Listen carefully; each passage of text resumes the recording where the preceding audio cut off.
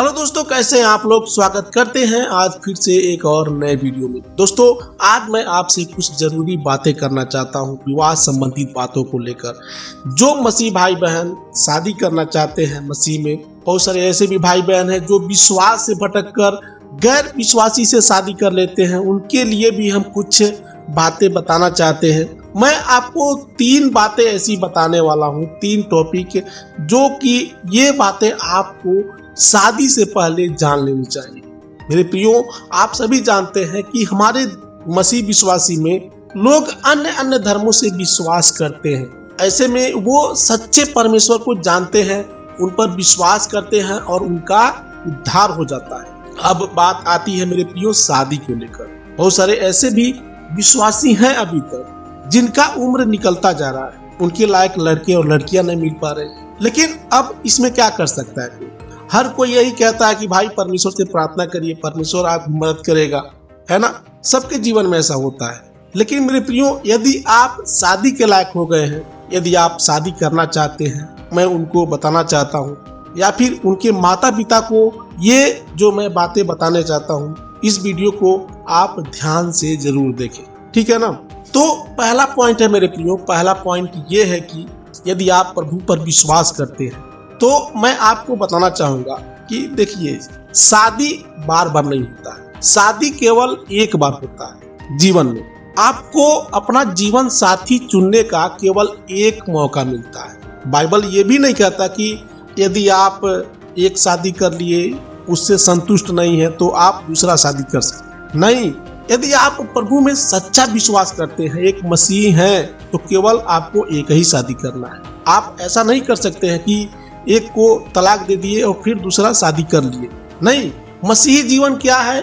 ये एक आत्मिक जीवन है। शादी को ठीक से समझने के लिए सबसे पहले हमें परमेश्वर को समझना होगा, परमेश्वर के उस बलिदान को समझना होगा जो उसने हमारे लिए क्रूस पर अपना बलिदान दिया था। शादी का सही मतलब वही समझ सकता है जो परमेश्वर को अच्छी तरीके से जानता है। मान लीजिए आज आप किसी अविश्वासी से शादी कर लेते हैं। हमारे देश में बहुत सारी ऐसी औरतें हैं जो विश्वास नहीं करती, लेकिन आप तो ठहरे एक विश्वासी, प्रभु पर विश्वास करते हैं, क्योंकि आप बाइबल के अनुसार अपने जीवन को चलाते हैं, बाइबल के अनुसार लोगों से बात करते हैं, बाइबल के अनुसार सारा आपका जीवन शैली है। तो ऐसे में उस लड़की का स्वभाव और आपका स्वभाव कभी मेल नहीं खाए। आप कहेंगे कुछ और वो करेगी कुछ और। दोनों का जो संबंध है ना, वो साथ साथ नहीं चलेगा। बात बात में झगड़े होते रहेंगे, कभी खाने पीने को लेकर, कभी बच्चों के फीस को लेकर, कभी माँ बाप की सेवा को लेकर।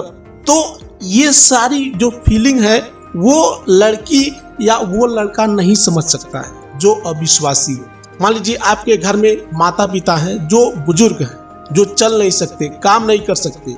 ऐसे में यदि आप किसी अविश्वासी से शादी कर लेते हैं तो आप तो निकल जाएंगे भाई काम पर, लेकिन दिन भर उस लड़की को ही माँ बाप की सेवा करना पड़ेगा। खाना पानी, कपड़े धोना, माँ बाप के बर्तन मांजना, उनकी हर छोटी छोटी जरूरतों को पूरा करना, ये किसके हाथ में होता है? उस घर की बहू के हाथ में होता है। तो यदि वो विश्वासी नहीं रहेगी तो ये सारी बातें वो कभी आत्मिक रूप से नहीं समझ पाएगी। आजकल की लड़कियों को यदि आप देखिए, जो अविश्वासी होते हैं, जो प्रभु पर विश्वास नहीं करते हैं, वो लोग अक्सर शौक श्रृंगार के पीछे भागते हैं। जैसे कि अच्छे अच्छे कपड़े पहनना। आप देखते होंगे मार्केट में जो आधे अधूरे कपड़े पहनते हैं, जिनका सारा बदन दिखाई देता है, मतलब ऐसी लड़कियां होती हैं ना, तो वो सब इन सारी चीजों को नहीं समझ पाएंगे। जो बाइबल पर विश्वास करता है, जो बाइबल अध्ययन करता है, वही इन सारी बातों को समझ सकता है। आप यदि किसी ऐसी अविश्वासी लड़की से शादी करते हैं, मान लीजिए आप एक छोटा मोटा जॉब कर रहे हैं, नौकरी करते हैं, जिसमें आपकी सैलरी बहुत कम है, लेकिन उस लड़की का फरमाइश जो है, उसका डिमांड बहुत अधिक है। वो आपसे कहेगी, नहीं मेरे लिए क्रीम लाओ, लिपस्टिक ले आओ, महंगे महंगे गहने खरीदो, तो आप उसकी जरूरतों को कैसे पूरी कर पाएंगे? तो ये सारी बातें सभी औरतें और सभी लड़कियां नहीं समझ पाती। जो सच्चे मन से प्रभु पर विश्वास करते हैं वो इन बातों को समझ सकते हैं, ठीक है ना। तो ये बातें हो गया मेरे प्रियो। पहला पॉइंट है कि आपको उसी लड़की से शादी करना है जो विश्वासी है, जो प्रभु पर विश्वास करती है। ऐसा नहीं कि वो केवल ऊपर ऊपर से चर्च में आती है जाती है। आजकल के लड़कियों को आप देखते होंगे, वो चर्च में तो जाती है लेकिन उनका मन कहीं और होता है।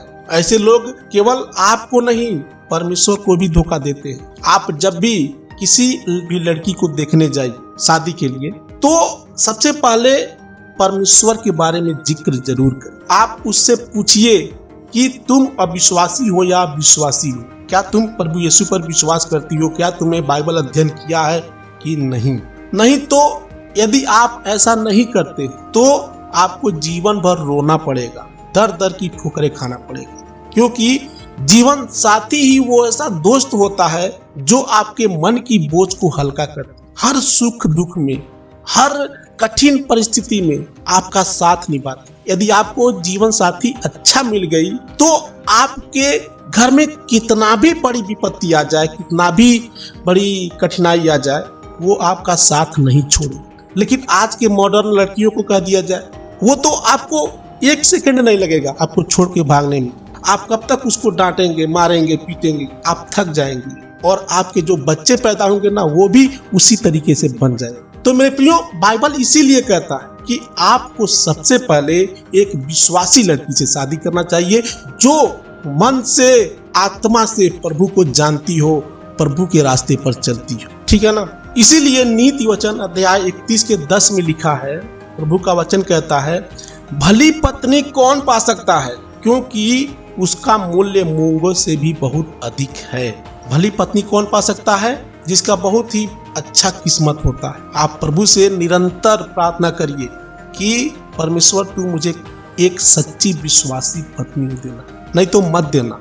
अब है दूसरा पॉइंट। दूसरा पॉइंट ये है मेरे प्रियो कि बहुत सारे ऐसे भी लोग होते हैं जो ये कहते हैं कि अब मेरे बेटे का उम्र या फिर मेरी बेटी का उम्र निकलता जा रहा है, धीरे धीरे में वो बुढ़ी हो जाएगी या फिर बुढ़ा हो जाएगा। यदि उसका शादी नहीं हुआ तो उससे कौन शादी करेगा, उसका जीवन बर्बाद हो जाएगा। ऐसा मतलब लोग कहते हैं। मान लीजिए मैं एक लड़का हूँ तो मेरी बुआ आएगी, कहेगी नहीं बेटे तुम एक अविश्वासी लड़की से ही शादी कर ले, नहीं तो तुझे तेरी लायक लड़की नहीं मिलेगी। मेरे चाचा कहेंगे, मेरी चाची कहेगी। लेकिन हमारा मन कहाँ है? हमारा मन तो प्रभु पर है ना। हमने अपना जीवन किसको दिया है? प्रभु को दिया है। और प्रभु से प्रार्थना करता है कि हे प्रभु, मैं एक पापी व्यक्ति हूँ, मैं हमेशा पाप में गिर जाता हूँ, इसलिए मैं अपने आप को नहीं चला सकता, इसलिए तू मुझे चला, मैं अपने आप को तुझे देता हूँ। वो इंसान उसी घड़ी जब वो उद्धार पाता है, जब वो प्रभु पर विश्वास करता है, तो प्रभु को अपना ये जीवन दे देता है। तो मेरे प्रियो, आप कभी भी घबराए नहीं। दुनिया यदि कहती है, आपके पड़ोस वाले, आपके रिलेशन वाले कहते हैं कि नहीं अब तुम्हारा उम्र निकलता जा रहा है, तुम्हें कोई अच्छी लड़की नहीं मिल पाएगी, इसलिए अब तुम्हें शादी कर लेना चाहिए, चाहे वो विश्वासी हो या अविश्वासी। लेकिन मेरे प्रियो, मैं आपको बताना चाहूंगा कि आप धीरज धरिए। बाइबल कहता है ना कि प्रेम क्या है?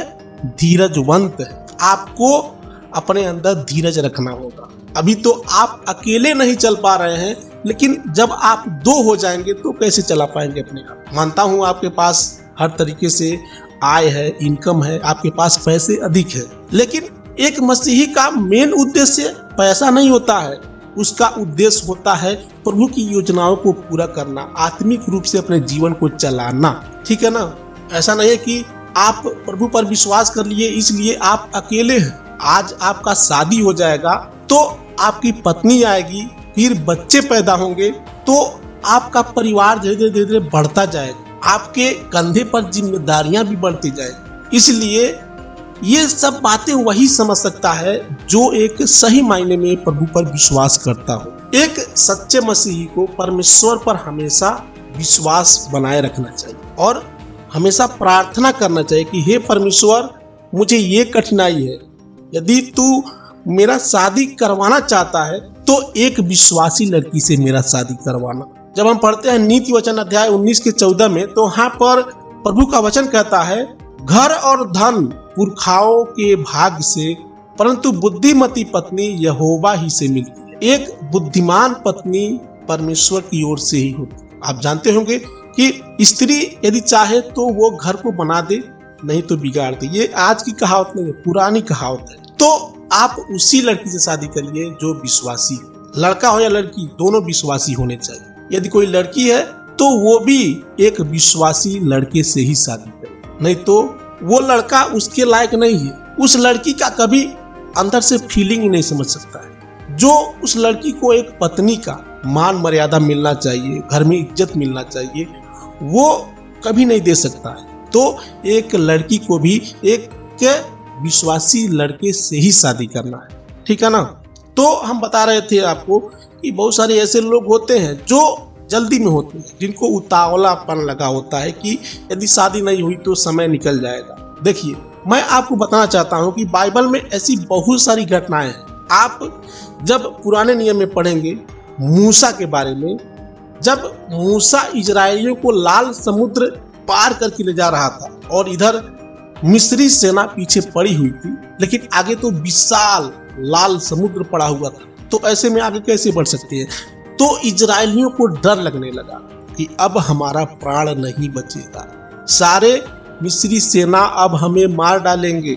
लेकिन मूसा परमेश्वर से प्रार्थना करता है और परमेश्वर क्या करता है, उस लाल समुद्र को दो भाग में चीर देता है। सारा जो अब्राहम की पत्नी थी, वो एक बूढ़ी औरत थी, वो संतान के लिए रो रही थी, तड़प रही थी। उसको 100 साल की उम्र में परमेश्वर ने बच्चा दिया। एलियाह जो परमेश्वर से प्रार्थना करता है कि परमेश्वर 3.5 साल तक बारिश नहीं होनी चाहिए, क्योंकि परमेश्वर ने क्या किया, बारिश को रोक। फिर एलियाह ने परमेश्वर से प्रार्थना किया तो बारिश होने लगा। तो क्या परमेश्वर हमारी और आपकी रक्षा नहीं करेगा? लेकिन इंसान जो है उसको हमेशा जल्दी पड़ा होता है। सभी लोग जल्दी में होते हैं, ऐसे लगता है कि अब धरती फाट जाएगा, हम उसमें समा जाएगा। नहीं नहीं मेरे भाई, यदि परमेश्वर पर आप विश्वास करते हैं तो आपको धीरज रखना पड़ेगा, थोड़ा सा इंतजार करना पड़ेगा। देखिए, दुनिया में कोई भी चीज वैसे ही नहीं हो जाती, उसमें टाइम लगता है। रातों रात यदि कह दिया जाए कि आप एक बड़ा आदमी बन जाएंगे तो नहीं बन पाएंगे। सबको समय लगा है, उसके लिए मेहनत करना पड़ा है। उसी तरीके से आप में भी समय लगेगा। परमेश्वर कहता है कि यदि तुम्हें बहुत जल्दी है तो तुम कर लो, लेकिन तुम्हें ही पछताना पड़ेगा। ऐसे में जो परमेश्वर की बातों को नहीं मानते हैं वे रोते हैं। अब तीसरा पॉइंट है मेरे प्रियो, आप जिस लड़की से शादी करना चाहते हैं उसके अंदर ये देखिए। क्या देखिए भाई, बहुत सारी ऐसी लड़कियां होती हैं और लड़के भी होते हैं जो अंदर से शांत होते हैं। सुबह जब सोकर उठते हैं तो सबसे पहले अपने माता पिता के चरण स्पर्श करते हैं, बिना नहाए धोए खाना नहीं खाते हैं, 1-1 घंटे तक पूजा करते हैं, रोज मंदिर की घंटी बजाते रहते हैं। मतलब लोग ऐसे कहते हैं कि ये बहुत ही अच्छा लड़का है, हमारा लड़का ना ही कभी गुटखा खाता है, ना ही कभी तंबाकू खाता है, ना ही कोई नशा करता है, लड़की ना ही कोई बदमाशी करती है, फोन से बात तक नहीं करती है। मतलब ऐसा लोग आपको दुनिया में बहुत देखने को मिलते हैं। लेकिन क्या वो विश्वासी हो गए? क्या वो प्रभु यीशु मसीह के बारे में जानते हैं? नहीं जानते हैं। वे ऊपर से तो बहुत ही शांत स्वभाव के दिखते हैं, लेकिन अंदर से उनके मन में वही चल रहा होता है जो सबके मन में चल रहा होता है। बहुत सारी ऐसी भी लड़कियां होती हैं जो बहुत पढ़ी लिखी होती हैं, MA, BA, PhD, BSc, MSc, मतलब होते हैं ना, लेकिन वो कभी बाइबल को नहीं जानते, बाइबल नहीं पढ़ी होती। तो क्या मतलब, आपने इतना सारा पढ़ाई किया, इतनी मोटी मोटी किताबें पढ़ ली, लेकिन कभी बाइबल नहीं छुआ हाथ में। एक तरफ बाइबल रख दिया जाए और एक तरफ दुनिया की सारी किताबें रख दिया जाए, तो बाइबल उन पर भारी पड़ेगा। बाइबल परमेश्वर का वचन है, और जो सांसारिक ज्ञान मिलता है, संसार कौन चला रहा है, जैसा कि 2 कुरिन्थियों अध्याय 4:4 में लिखा हुआ कि शैतान इस संसार को चला रहा है। तो जो आत्मिक रूप से आगे बढ़ना चाहता है वो बाइबल को ही चुनेगा। ऐसा नहीं कि हमें अन्य किताबें नहीं पढ़ना चाहिए, लेकिन हमारा पहला मकसद, हमारे जो जीवन की किताब है वो बाइबल है, ठीक है ना। तो आशा करता हूँ दोस्तों आज का वीडियो आपको अच्छा लगा होगा, आपको ये बातें समझ में आई होंगी कि हमें कैसी लड़की से शादी करना चाहिए। आगे हम और भी वीडियो लेकर आने वाले हैं, इसलिए आप इस चैनल को सब्सक्राइब कर ले और इस वीडियो को लाइक कर ले, ताकि ये वीडियो अन्य लोगों तक भी पहुंच सके। क्योंकि हमारे मसीह विश्वासियों में शादी को लेकर बहुत टेंशन है। अक्सर लोगों को एक लड़का या एक लड़की का इंतजार होता है। परमेश्वर से प्रार्थना करते हैं। आशा करता हूं कि आपको ये वीडियो अच्छा लगा होगा। मिलते हैं कल फिर अगले वीडियो में। तब तक के लिए आप सभी को हमारे प्रभु यीशु मसीह के नाम में जय मसीह।